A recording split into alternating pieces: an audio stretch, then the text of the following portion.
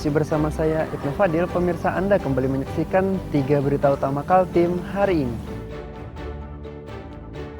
Belasan pencuri motor di Samarinda diringkus polisi melalui Operasi Jaran Mahakam 2025. Polemik biaya belajar di SMA Negeri 10 Samarinda dipersoalkan oleh para orang tua siswa.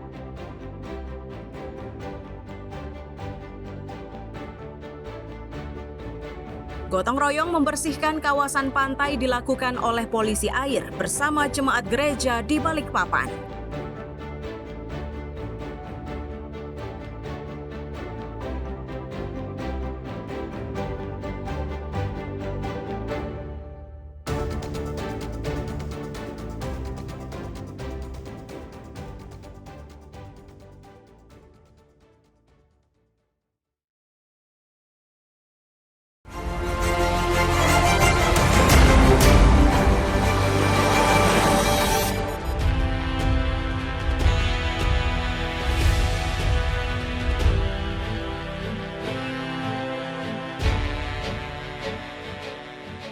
Kepanikan terjadi saat api melalap sejumlah lapak pedagang di kawasan Rapak Dalam, Samarinda Seberang pada Sabtu malam. Untuk memadamkan kobaran, sejumlah petugas dan relawan damkar dikerahkan ke lokasi kejadian. Dari petugas diketahui jika lapak yang terbakar ini merupakan tempat penjual nasi kuning, ikan, dan buah-buahan. Dugaan awal kebakaran disebabkan korsleting listrik.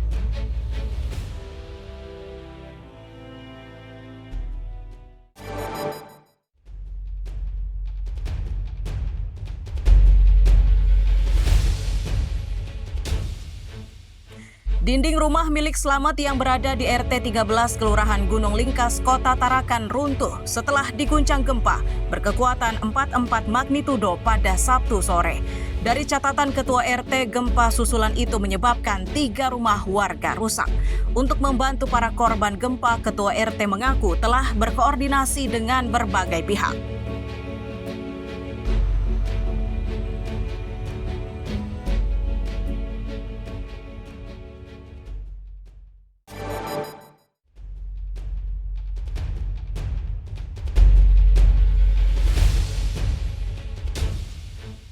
Barang bukti sabu-sabu dengan berat 7 kg ini disita polisi dari 4 tersangka yang masing-masing bernama Alisa, Eri, dan Ningsih, serta seorang pria bernama Arsaf. Kapolresta Samarinda menyebut keempat tersangka yang diringkus adalah bagian dari jaringan pengedar sabu-sabu dari Parepare, Sulawesi Selatan. Akibat perbuatannya mereka terancam hukuman seumur hidup atau pidana mati. Polisi juga masih memburu otak dari pengiriman sabu-sabu tersebut.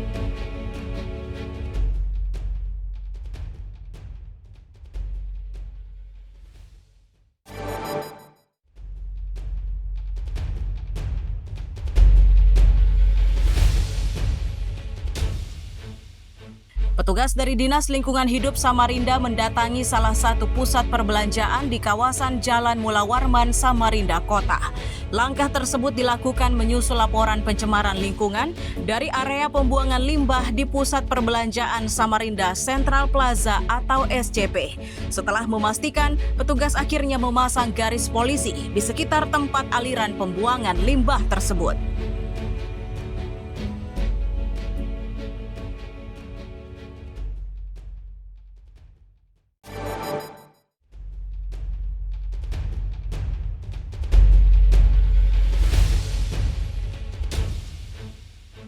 Sejumlah truk pengangkut material yang melintas di Jalan Letjen Suprapto hingga M. Yamin, Samarinda dikeluhkan warga. Sebab truk-truk tersebut tidak menutup materialnya dengan menggunakan terpal. Tak jarang, bak penutup bagian belakang truknya juga tidak terpasang, sehingga menyebabkan material yang diangkut berjatuhan di jalan. Menanggapi kondisi ini, Dinas Perhubungan Samarinda memastikan sudah melakukan sejumlah langkah melalui rapat internal.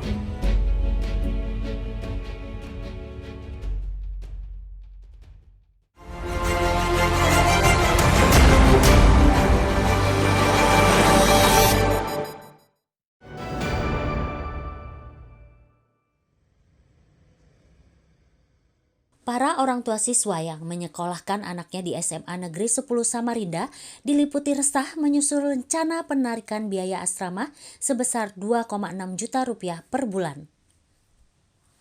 Orang tua murid menjadi resah karena sebelumnya anak mereka masuk menjadi peserta didik di SMA Negeri 10 melalui program Gratis Pol dari pemerintah provinsi, yang dari namanya saja menjanjikan pendidikan gratis.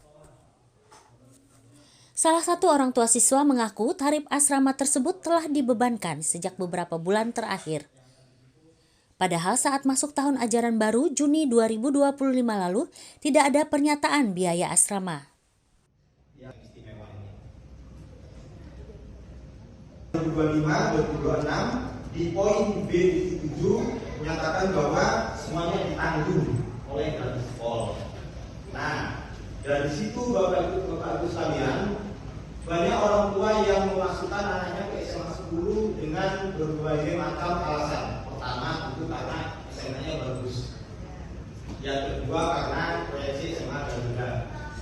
Yang ketiga, karena akan 100% gratis ketika di asrama. Itu 3 alasan yang ada di lapangan.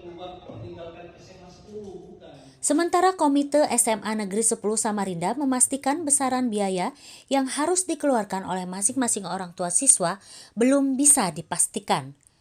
Biaya tersebut dimungkinkan akan muncul dan harus ditanggung oleh orang tua murid. Jika pemerintah provinsi tidak mengalokasikan dana untuk program pendidikan gratis Pol sesuai janji sebelumnya. Kelas 12 dan 13 itu per bulan habis 2 juta. Stimulan tadi kan sudah dikasih tahu sekitar 1.260.000. Itu sisanya itu yang belum masalah. Oke. Itu kan sisanya bahkan di tahun 2026 dari Januari sampai Juni itu tetap membayar dan 2.600.000. Belum dipastikan. Belum bisa dipastikan berarti itu, Pak. Gubernur memang mengalokasikan itu di anggaran, insya Allah itu ditiadakan gitu. Cuma tadi sudah ada yang aturan bahwa jangan ada lagi orang tua yang dibebankan terhadap yang nggak ada biaya asrama seperti itu. Nah, itu harapannya karena seperti itu. dari awal itu asrama kan gratis Pol.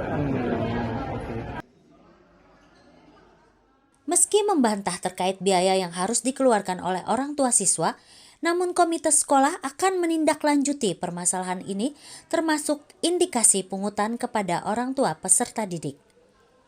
Tim Liputan dan Amir Hamzah melaporkan dari Samarinda.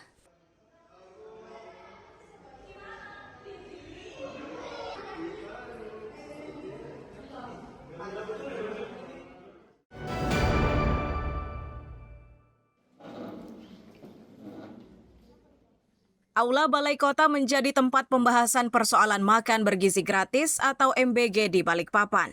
Salah satu permasalahan yang dibahas adalah Satuan Pelayanan Pemenuhan Gizi atau SPPG yang belum memiliki sertifikat layak higiene dan sanitasi atau LHS. Dari catatan Dinas Kesehatan di wilayah Balikpapan terdapat 10 SPPG. Dari jumlah tersebut hanya 7 SPPG yang layak mendapatkan sertifikat LHS. Ketujuh SPPG itu layak menerima sertifikasi karena sudah memiliki sertifikat penjamah makanan. Sedangkan 3 lainnya belum memilikinya. Menyerahkan juga sekaligus sertifikat layak higien sanitasi kepada 7 SPPG. Ya, sertifikat ini diberikan kepada SPPG yang sudah menjalankan program sesuai dengan standar.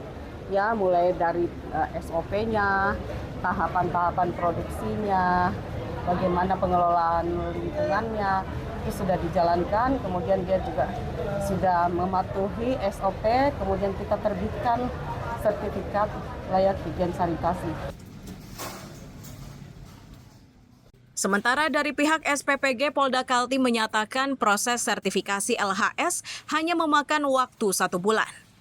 Persyaratan yang diwajibkan berupa sertifikat penjamah makanan serta harus melewati tes kesehatan oleh Dinkes Balikpapan.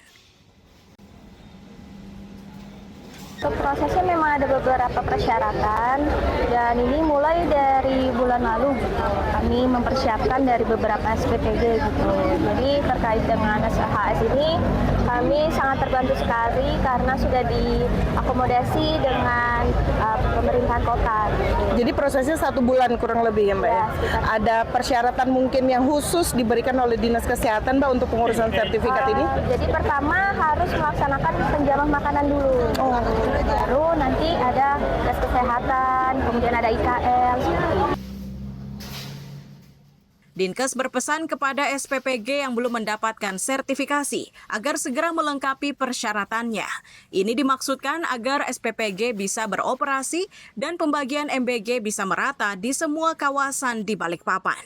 Riani Mantini dan Amir Hamzah melaporkan dari Balikpapan.